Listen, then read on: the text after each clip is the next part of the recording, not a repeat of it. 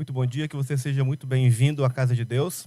Se você ainda não está aqui presencialmente, ainda dá tempo, né, pastor? Ainda dá tempo de chegar, né? Dá tempo de se arrumar rapidinho e chegar aqui. É muito bom poder compartilhar com você aqui o estudo da lição e que você seja ricamente abençoado.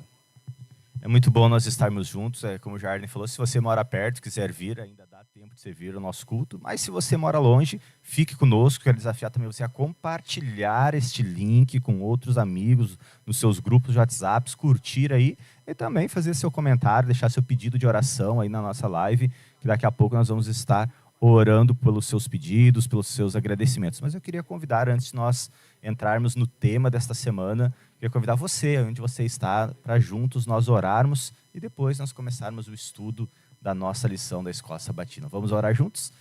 Santo Pai, obrigado, Senhor, pelas bênçãos que o Senhor derrama sobre nós. Obrigado pela oportunidade que o Senhor nos dá de estudarmos a sua palavra todos os dias através da lição. Fique conosco, nos encha do Espírito Santo, abençoe cada um que está conosco nesta live, em nome de Jesus. Amém, Senhor. Querido, a nossa lição ela vem falando um pouquinho do grande conflito. Nós sabemos que nós vivemos um grande conflito neste mundo todos os dias. Não é só um dia, não é todos os dias, a toda hora, a todo minuto. Existe um grande conflito que está ao nosso redor, que ele influencia as nossas decisões, os nossos problemas. Tudo que nós fazemos está ligado a este grande conflito entre o bem e o mal. E nessa semana nós estudamos um pouquinho ali a questão central, amor ou egoísmo. Eu tenho a impressão que parece que cada vez mais o egoísmo vai aumentando. Cada vez mais o ser humano ele vai ficando mais egoísta, ele vai pensando mais nele mesmo e menos nos outros. E eu gosto muito de lembrar a oração do Pai Nosso, né?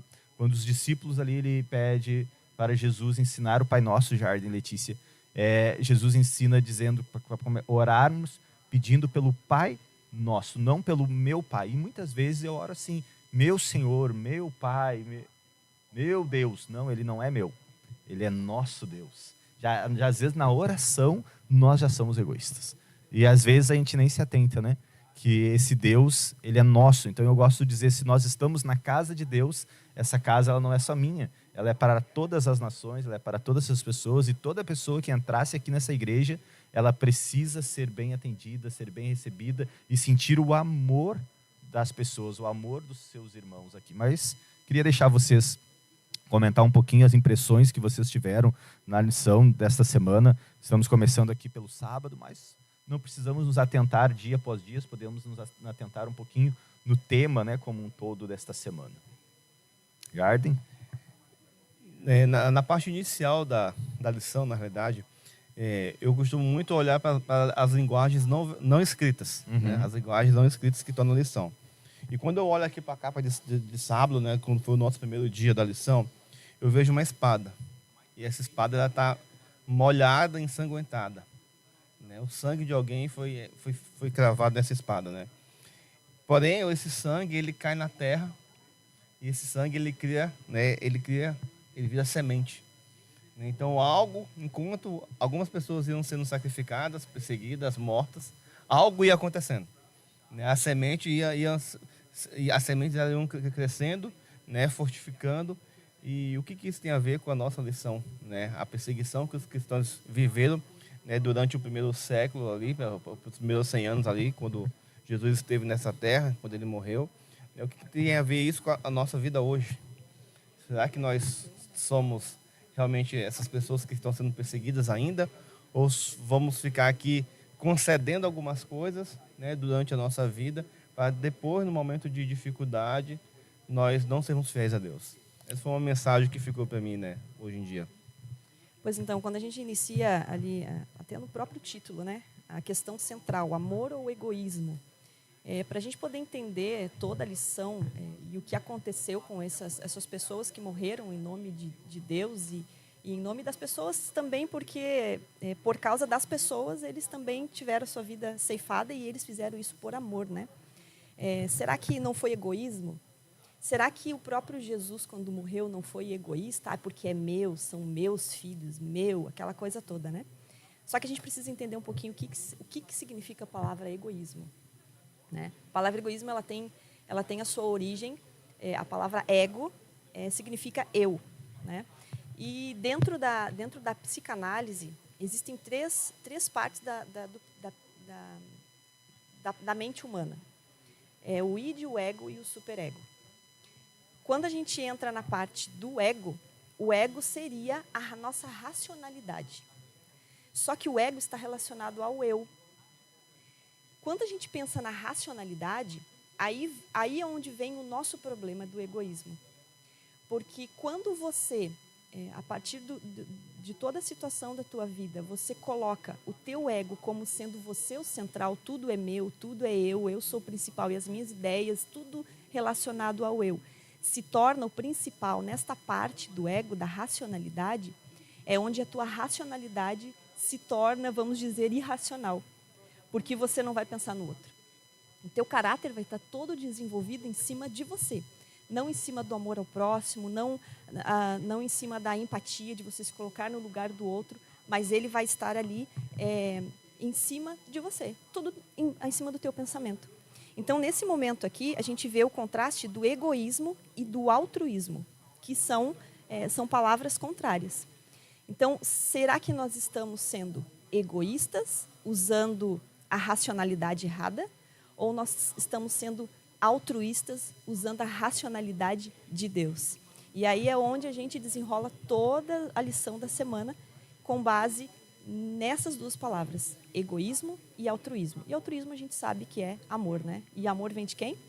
Vem de Deus. Então, ali a gente consegue perceber que na parte de sábado tem uma parte que diz assim, ó, o que o diabo não consegue fazer pela perseguição, ele espera alcançar através da concessão. E o que nós estamos concedendo? O amor ou o egoísmo? Interessante, né? A gente vê a igreja do passado, né? Ela foi muito perseguida, né? E muitas coisas eles fizeram mesmo em perseguição.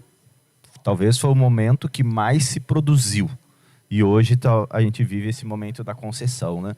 Esse momento que nós não somos perseguidos, a gente está aqui bem tranquilo para pregar, a gente pode ir em qualquer lugar aí hoje, né? Dentro de alguns países, outros não, né? Mas dentro aqui da nossa realidade na América do Sul, né? E muitas vezes não vamos, né? Muitas vezes não vamos. Meu desafio como pastor aqui na igreja, e não só aqui, mas ao conversar com alguns outros colegas em outros lugares também, o grande desafio para você entender é você levar os nossos líderes, as pessoas da igreja, a não pensar para dentro, pensar para fora. Porque senão a gente é tentado a fazer as coisas para nós mesmos. É eu fazer, por exemplo, na sua casa, você faz o seu pão, mas você faz o pão pensando em você e na sua família. Deveria ser diferente. Eu faço pão pensando em mim, na minha família, mas em presentear alguém, em saciar a fome de mais alguém. Você consegue entender? Então, a igreja, ela deveria ter esse viés, né? Que é um olhar para fora, um olhar para a necessidade das pessoas, um pensamento em atrair as pessoas, um culto voltado mais para visitas do que para nós mesmos. Nós deveríamos perguntar, quando a gente faz uma programação, será que uma visita que ela estiver aqui conosco, pessoa que está vindo pela primeira ou a segunda vez, ela vai se sentir à vontade? Ela vai entender? Muitas vezes a gente não se preocupa com isso, a gente se preocupa com nós adventistas que já estamos há 10, 20, 30, 40, alguns até 50 anos ali, se eles vão gostar. Será que é isso mesmo? Então a gente vai vendo que às vezes a gente também, como um grupo, como uma instituição, a gente vai se tornando às vezes egoísta. E às vezes a gente vai fechando aquele elo. No entanto, às vezes chega um momento que a gente vai ficando tempo na igreja, aprendendo, e a gente vai fechando o nosso ciclo de amizades. Alguns já nem têm mais amigos que não são cristãos. Os amigos são todos cristãos. Aí chega lá uma Semana Santa, por exemplo. Vamos convidar amigos para vir na igreja. Aí a pessoa se olha assim, quem eu vou convidar? Por quê? Porque o meu ciclo de amizades se tornou somente cristãos. Onde eu deveria não ter só amigos cristãos, mas eu deveria ter amigos que não são cristãos. Por quê? Para eles me influenciar? Não. Para que eu pudesse influenciar a eles, para que eu pudesse testemunhar para eles, para que eu pudesse falar desse amor de Deus para eles e para que eles pudessem ver quem? Jesus em mim. Aí faz toda a diferença. Então, ou seja, você viveria em missão. Nós estaríamos em missão 24 horas da nossa vida. Agora, será que é isso mesmo que nós estamos fazendo ou estamos um pouquinho acomodados, né? É interessante que no grande conflito, o que sempre está em jogo, o que sempre está em xeque é o caráter de Deus. E Jesus, quando veio a essa terra, ele veio justamente refletir o caráter do Pai. E nós, como embaixadores, como discípulos de Jesus, devemos fazer a mesma coisa. Mas aí a gente tem que voltar lá na época de Jesus, né? E aí o pastor tocou num ponto interessante. A questão do envolvimento com as pessoas. Jesus, naquela época, né, tinha muito essa questão dos líderes religiosos de Israel, de eles não se misturarem.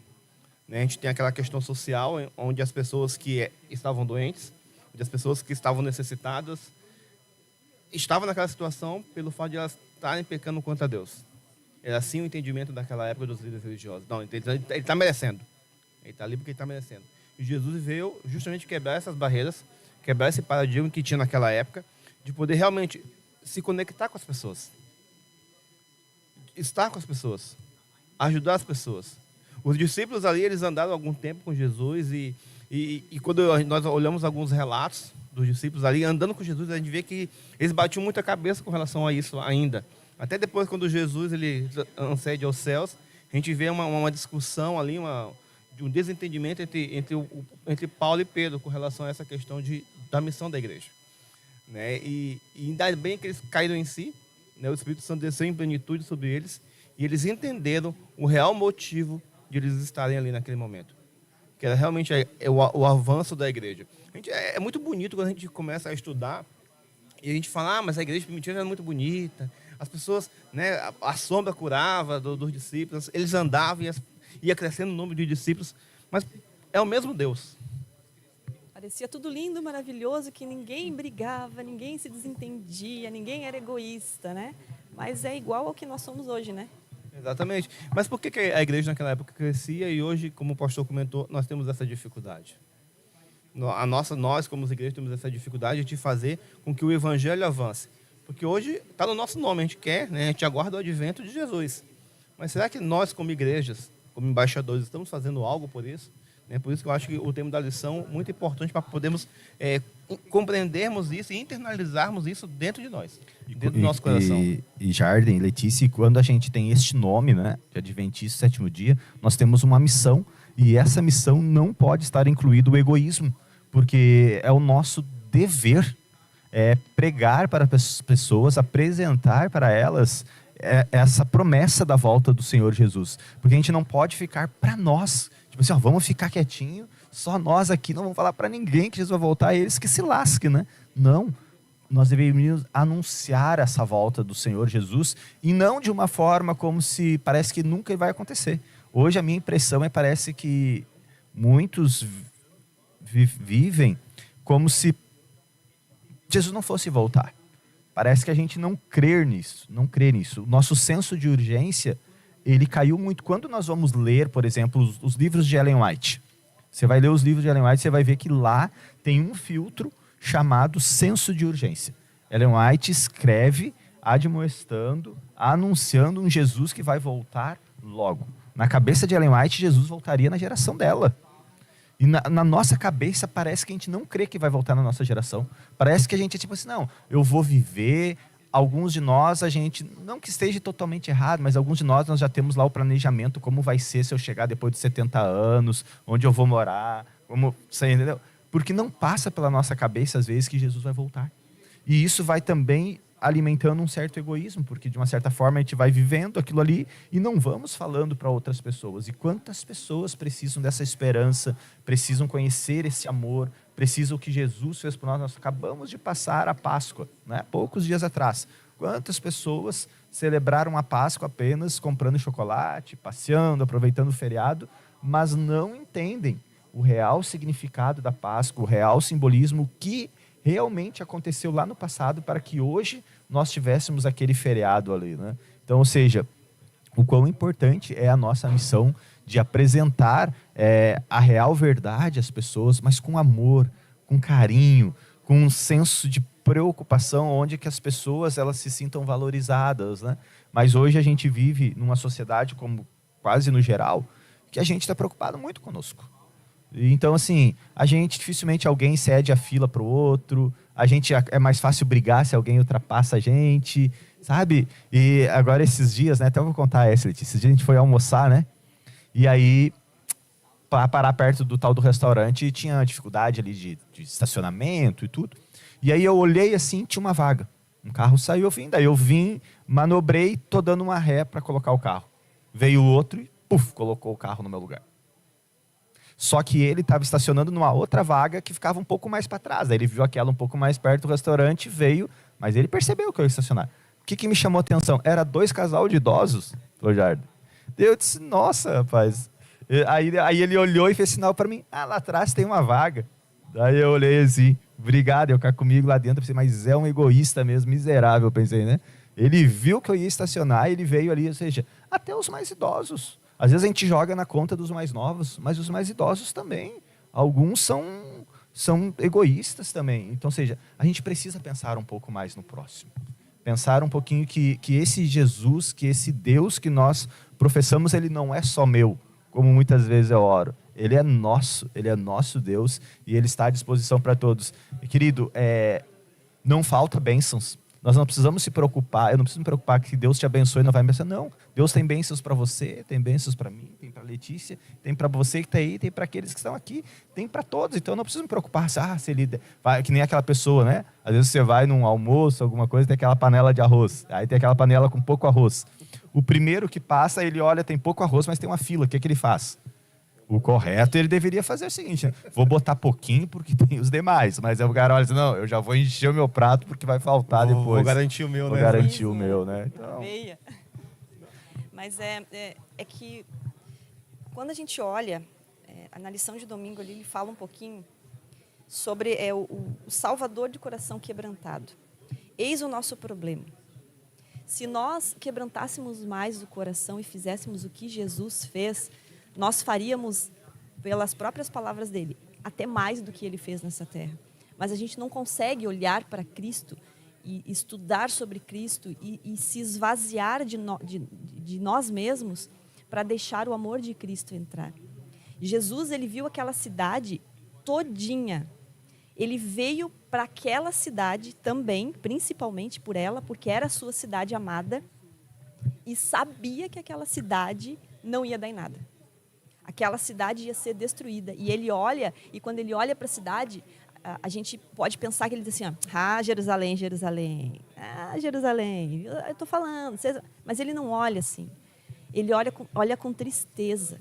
E nós temos a mania, muitas vezes, de olhar para as pessoas e dizer, eu estou avisando, vai acontecer, eu estou falando.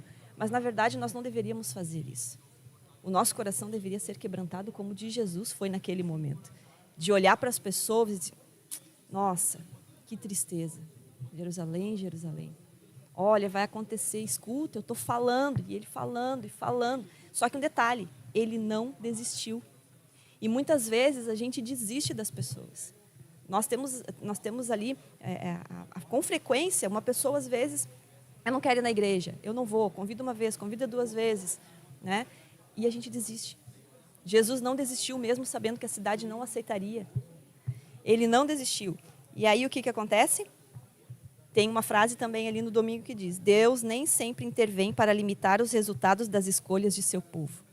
Mas Jesus fez a parte dele. Ele sabia que aquele povo ali não ia dar em nada, parte dele, né? Porque muitos se converteram. Mas ele continuou, a ponto de morrer na cruz, por causa daquele povo que estava ali e por causa de todos nós que seríamos igual àquele povo muitas vezes. Então, Deus ele não interveio na destruição de Jerusalém depois. As consequências do pecado deles veio. Mas Jesus não desistiu. O que nós estamos fazendo? Continuamos com o egoísmo? Ou nós estamos tendo o coração quebrantado como o de Cristo e insistindo com as pessoas e lutando por elas ainda? Tu falou um negócio interessante, né, Letícia? Essa questão de insistir. O amor, ele é insistente mesmo. Ele tem que incomodar. Nem muitas das vezes, hoje em dia, né, nesse nosso individualismo que nós vivemos hoje em dia, a gente tem a mania de fazer igual o Pilatos. Já preguei, já entreguei uma literatura, já visitei 4, 5 vezes, agora eu vou... Ou até 7 vezes, que as pessoas usam muito, né? Visitei 7 vezes, agora eu vou lavar as minhas mãos. Eu fiz a minha parte, ele não quis. Não, na verdade, Jesus, ele insistiu e insiste até hoje conosco, inclusive, né? Para que nós possamos realmente amar as pessoas como ele amou. E a insistência, às vezes, não é aquela coisa, vamos na igreja, vamos na igreja, vamos na igreja. Às vezes, a insistência é só pelo fato de nós estarmos do lado da pessoa, levando o que ela precisa, mesmo ela dizendo não, nós estarmos do lado, nós conversarmos, nós temos boas palavras. Não ser aquele insistente chato, que às vezes, né, a gente não gosta também, mas ser insistente no sentido de continuar testemunhando, de continuar fazendo algo por aquela pessoa, não somente para convidar para vir para a igreja, mas testemunhando para que ela um dia diga, puxa vida, se aquela pessoa lá, ela não desistiu de mim, eu estou indo para lá. E vai chegar um momento em que ela vai pensar assim, né, que seja nos últimos segundos de vida, mas ela vai ter esse pensamento, né? Aquele sentimento, né, que a pessoa vai ter, que a pessoa não esqueceu dela, que a pessoa Exato. ama ela. Não é você procurar a pessoa para apontar o erro dela, até porque muitas vezes o erro ela já sabe, e às vezes é até aquele erro que faz ela não voltar, né?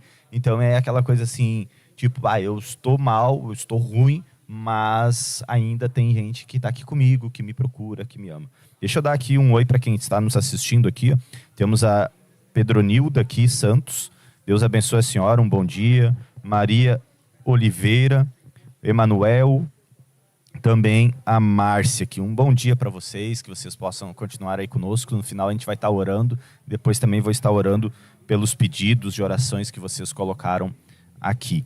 Mas esse é um dos grandes desafios nossos mesmo, né? Nós amarmos as pessoas como Jesus um dia amou quando veio, mas ainda nos ama, né? Então, esse é o grande desafio para nós, seres humanos. Nós parece que o ser humano, ele está propenso à briga, né? Qualquer errinho que você fizer no trânsito, ele está propenso à briga. Ontem eu saí aqui da igreja, já eram umas 9:30 da noite, e estou indo, e aqui perto da igreja é um trânsito meio frenético em alguns momentos, né? Então, um motoqueiro, eu estava indo e ele acho que não viu o carro assim e veio para minha frente. Eu não buzinei, não fiz nada, né? Deixei. E aí, daqui a pouco, ele percebeu que eu estava ali e ele voltou para a pista dele. Aí eu disse, agora, o que eu esperei? Ele vai me xingar. Porque geralmente os motoqueiros xingam a gente, né? Porque eles estão sempre com pressa ali, a questão das entregas deles. E fiquei quieto na minha. E aí, o que chamou a atenção? Ele pegou e fez um sinalzinho assim, fez questão de reduzir, fez um sinalzinho, veio e me pediu desculpa que ele tinha se intrometido e só. Fiquei impressionado, porque não é o normal. Não é o normal. O normal seria ele fazer o quê? Ele me xingar, ele brigar e ele tentar botar a culpa em mim. Mas ele percebeu que ele não me viu e ele veio e quase bateu em mim, então ele pediu desculpa. Agora, imagina se a maioria das pessoas fizessem isso. Quando eu cometo os meus erros no trânsito ou qualquer outra coisa, eu tivesse à disposição, só me desculpa, não foi por gosto. O quanto a gente desarmaria, então a gente vive, parece que armados, né? Sempre propenso a briga, a discutir, a bater boca, aquela coisa toda. E aí é pai com filho, é esposo com esposa, é amigos, são irmãos, é no trabalho. E aí a gente vive aquele clima tenso, que às vezes tu só toca na pessoa, explode como se fosse uma granada, né? Então, ou seja, falta amor. Falta um pouco mais dessa mansidão, de viver o que Jesus vivia, né? De entender, olha como Jesus foi ali com os ladrões na cruz, com as pessoas que perseguiram ele, que maltrataram ele. Não havia no coração dele a intenção de retribuir com os mesmos atos, com as mesmas atitudes, mas pelo contrário, né, a oração dele é: perdoa, Pai, porque eles não sabem o que fazem. Nossa, né? Eu fico pensando, será que um dia eu vou chegar a esse nível de poder orar assim: Senhor, perdoa eles porque eles não sabem o que fazem, né? E claro que para mim fazer essa oração, a minha intenção também ela precisa ser de amor, quando eu me aproximo da pessoa, não eu também me aproximar para fazer algo que eu não deveria fazer e querer que as pessoas também me tratem bem, né? Então, ou seja, eu primeiro precisa começar por mim, né? Por mim, a gente fica muito esperando pelo outro fazer, mas nós temos o poder e a possibilidade de mudar as coisas ao nosso redor, a tornar as coisas mais leves, a nossa casa, onde nós trabalhamos, onde nós estudamos, onde nós convivemos, mais leves, porque nós somos mais leves, porque nós não somos propensos à briga. E aí as pessoas elas vão conhecendo a gente e elas vão tratando nós também com uma forma mais tranquila, porque elas sabem, e não adianta eu ir lá querer brigar com ele, porque ele não vai brigar comigo. Não é verdade? Então a pessoa diz, não, com esse aqui eu não vou conseguir brigar, então elas até desistem de você e vão às vezes arrumar outro para tentar arrumar uma encrenca, mas nós precisamos estar atentos a esse amor e tentarmos de alguma forma vencermos um pouquinho o nosso egoísmo, que ele está aí, aparece de diversas formas, e ele está emaranhado em nós cristãos também, né? Nós temos, às vezes, a tendência de pensar que o que a gente faz não dá resultado. E Jesus, o que Jesus fez naquele momento em que ele, né, tudo que ele fez por nós, naquele momento em que aquela cidade toda, depois de sua morte, foi destruída, que nele tinha profetizado e tal, nós pensarmos, não deu em nada. Mas a gente vê também na lição que teve pessoas que foram preservadas, né? Preservadas por quê? Porque Jesus plantou e a semente brotou. Aí entra na imagem inicial que você comentou, né? Por causa da morte, tanto de Cristo quanto de várias pessoas que vieram depois, por amor a Ele, por ter deixado esse egoísmo, ter trocado pelo altruísmo, por ter enxergado que as pessoas têm salvação, que todos são candidatos para o céu, né? Essas pessoas, eles foram preservados para continuar a pregação do Evangelho. E nós vemos até hoje pessoas sendo preservadas, mesmo em meio a todo esse turbilhão de coisas que acontecem ao nosso redor, nesse mundo de pecado que está cada vez pior. A gente consegue ainda ver pessoas que levam o Evangelho à frente, mesmo Jerusalém estando no caos que está, né? Mesmo o povo de Deus estando no caos que está. Nós temos ali, então, a prova de que vale a pena. Tudo que a gente faz pelas pessoas, tudo que a gente faz por uma igreja, toda a obra que a gente faz por amor a Cristo, né? Porque não são as obras que salvam, né? Mas fazem parte. Então, tudo que nós fazemos, ele tem um resultado. Pode não dar o resultado aqui, mas vai ter um resultado, de alguma forma, um resultado eterno, ou para nós, ou para as outras pessoas. Então, a gente vê ali, na parte de segunda-feira, né? Quando fala das pessoas que foram preservadas. Embora, às vezes, Deus, altere seus planos com base em nossas escolhas, seu plano final vai se cumprir.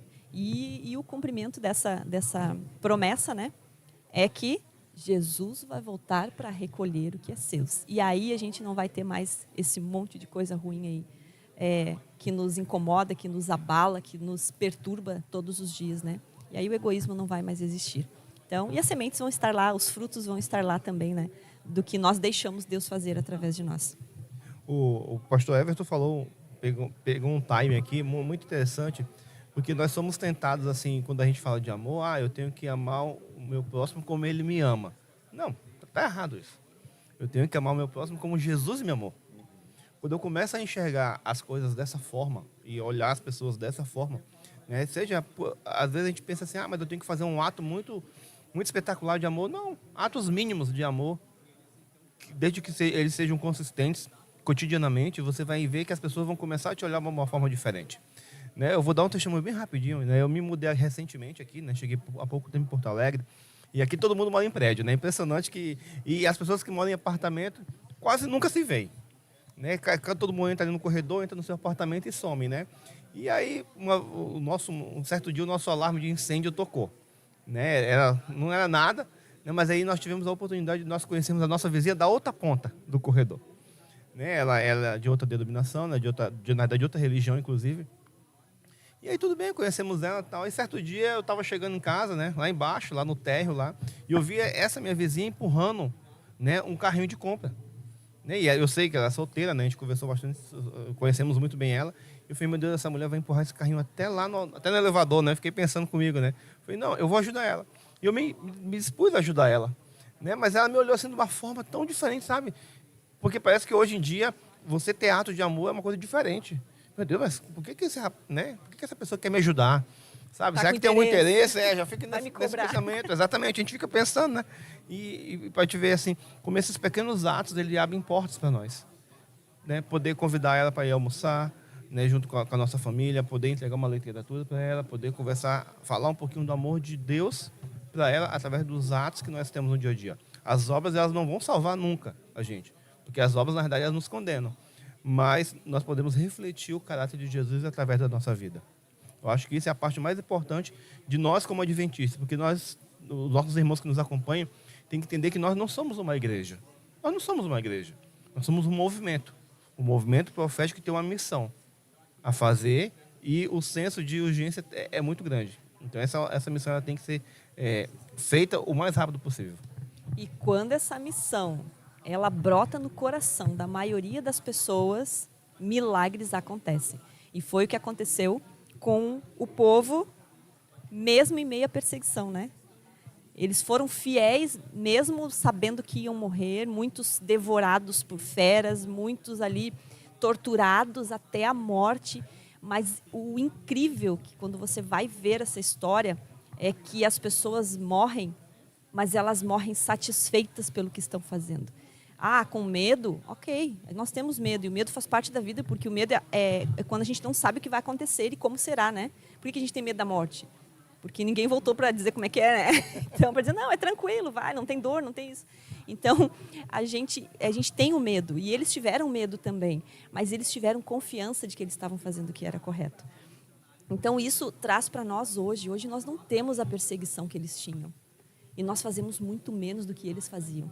Eles não tinham a instrução e o conhecimento que nós temos hoje. E eles faziam maravilhas em nome de Deus. Morreram? Morreram. Nós vamos morrer? Talvez. Se Jesus não voltar, nós vamos morrer. Mas qual vai ser a nossa consciência, né? Nós estamos fazendo a nossa parte de pregar o evangelho, nem que seja com o nosso testemunho. Ah, eu não sei fazer nada. Ah, você sabe. Nem que seja orar, nem que seja sorrir, alguma coisa você tem que fazer, tem que saber fazer para poder testemunhar do amor de Deus. Levar um carrinho, talvez seja esse o dom. Nós usarmos os dons, os talentos, mesmo em meio à perseguição, como essas pessoas fizeram. E Deus, com certeza, vai honrar cada um de nós, assim quando Jesus voltar e até mesmo nesta terra. Porque nós vemos muitas vezes Deus honrando a gente nesta terra por nós estarmos fazendo o que é correto. Eles foram perseguidos. Nós ainda não estamos sendo perseguidos da maneira como eles foram. Mas nós precisamos mudar o nosso coração, a nossa visão e ter o que eles tinham. Eles tinham Cristo vivo no coração deles. Tanto é que o sangue deles multiplicou. O sangue deles eles tiveram o sangue derramado, espalhou na terra e deu frutos. É o que estava a imagem lá no início de novo. Muito bom, né? Pegando aqui o gancho teu, depois eu volto para o da Letícia. Boas ações abrem portas, né? E abrem nada mais, nada menos que as portas do coração da outra pessoa, que é como você falou.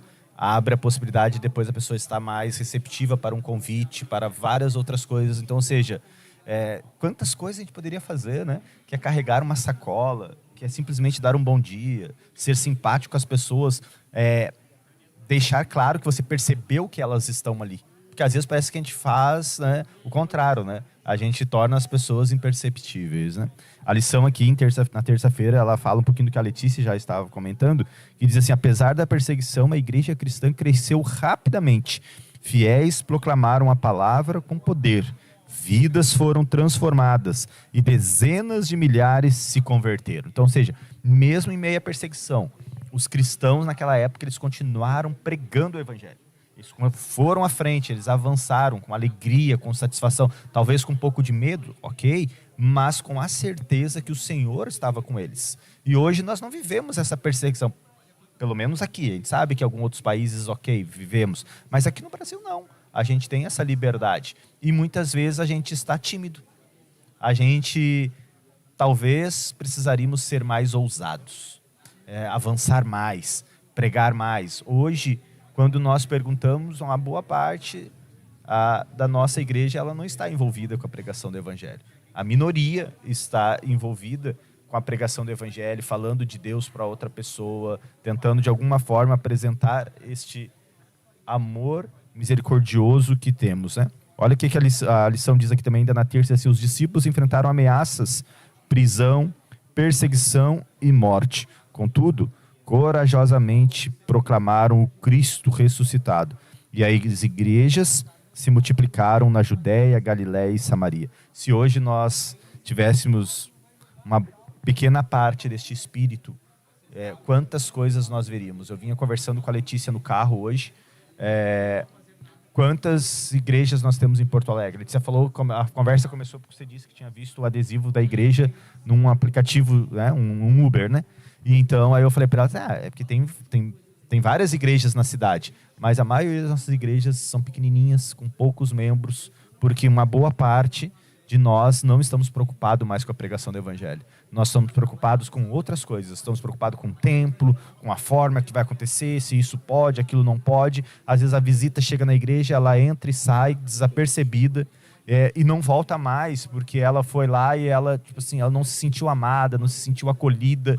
Mas o culto aconteceu como deveria acontecer, então nós soltamos foguete e voltamos para casa. Sabe, querido, eu acho que é um pouco disso que a gente precisa, sabe? Pararmos de olhar um pouco para dentro e olharmos um pouco mais para fora. E entender que ser igreja é pregar o evangelho. Ser igreja não é só nós, 10, 15, 20, 30 adventistas, irmos ali no sábado de manhã, nos reunirmos, fazer o nosso culto e voltarmos para casa na quarta-feira, vir 5, 6, no domingo vem mais 5, 6 e tá tudo certo. Não, não tá tudo certo. Não tá tudo certo. Se a tua igreja está vivendo assim, essa igreja está fadada à morte. Ela está fadada a fechar. Porque não é essa a nossa missão, não é esse o nosso chamado. Nosso chamado é ir e fazer novos discípulos. É ser discípulos, mas fazer novos. Então esse é um grande desafio. Infelizmente, essa questão dos discípulos, de fazer discípulos. Talvez você possa estar até pensando o seguinte: eu não vou na igreja, ou eu não gosto de ir na igreja, ou eu me sinto mal dentro da igreja, porque tem pessoas lá que isso, que tem pessoas lá que aquilo. O discipulado, ele parte de nós. A começar, o discipulado, ele parte de nós. De nós nos achegarmos às pessoas, de nós darmos o nosso exemplo, o nosso testemunho, para que aquela pessoa também faça. Ellen White diz que quando 50% da igreja de Deus, mais uma pessoa, a metade mais um, for fiel a ele, fizer o que ele está pedindo, for realmente assim um verdadeiro cristão, o Espírito Santo cai sobre a igreja. Por que o Espírito Santo não está caindo sobre a igreja? Porque talvez nós não tenhamos a metade da igreja realmente convertida e fiel a Deus. E isso vai acontecer o quê? Nós vamos fazer discípulos erroneamente. Nós vamos ensinar as pessoas que estão chegando a fazer o que é errado, não a fazer as coisas para fora pensando no amor. Nós vamos fazer pensando no egoísmo. Então, se a gente tem esse pensamento, nós temos que pensar o seguinte: se eu tenho a convicção de que eu estou fazendo o que é correto, eu preciso estar lá, no meio de uma grande comunidade, para ser a imagem de Cristo lá dentro. E nós temos dentro da igreja pessoas que são joio e pessoas que são trigo. E eles vão ficar juntos até o final. Então a gente entende que o trigo precisa fazer discípulos. Só que o que anda acontecendo? O joio está tomando conta e abafando o que o trigo está fazendo. E aí quando as pessoas olham, porque eu não vou por causa da fulano, da ciclano ou do beltrano, nós estamos olhando para o joio. Não olhe para o joio. Porque talvez nós também estejamos nos tornando joio. E é isso que não pode acontecer. Nós temos que olhar para Cristo. É Cristo que deve comandar a nossa vida e é Cristo que deve comandar as nossas atitudes, não as pessoas. Julgar não é para nós, é para Cristo. Acusar não é para nós, é para o inimigo.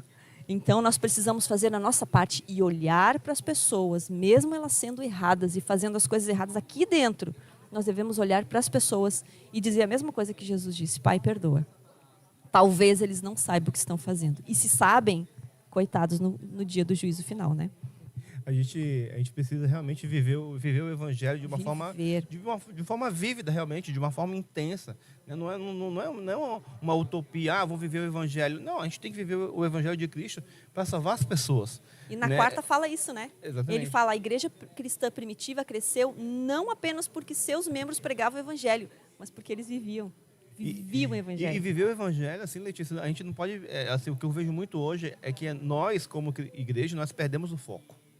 Como o pastor diz, a gente está olhando muito para dentro, né, esquecendo de olhar para as pessoas que estão lá fora também.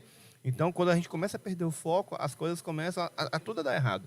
Né? A gente pensa, mas a igreja primitiva era só flores, era só amor, ninguém brigava. Não, a gente vê lá em Atos que surgiu uma murmuração lá no meio da igreja primitiva e rapidamente resolveram instituir os diáconos, porque eles não quiseram e não poderiam perder o foco, que era a pregação do evangelho. Eu fico pensando, a gente tem que amar realmente todas as pessoas, né? E viver esse evangelho e realmente se tornar embaixadores de Cristo. Assim, eu fico pensando na minha vida, né? Quando nós recebemos o evangelho, muitas vezes a gente esquece isso. Né? Eu conversei com a minha esposa essa semana, né? E toda vez que eu tenho a oportunidade, eu falo um pouquinho do meu testemunho. Né? Se não fosse um irmão que realmente viveu o evangelho, que vivia o evangelho de lá naquela cela da cadeia lá e falar de Jesus para mim, eu não estaria aqui. Né? Então hoje, toda vez que eu tenho a oportunidade de falar de Cristo, eu falo de Cristo. Realmente, porque a gente tem que viver esse evangelho de uma forma mais assim, intensa. A gente vive tantas coisas intensamente. Às vezes a gente torce para o Inter, para o Grêmio, de uma forma muito intensa. Eu sou gremista, eu sou colorado, né? No contexto do gaúcho, né? Que eu não sou gaúcho. Quando vai falar, sou cristão.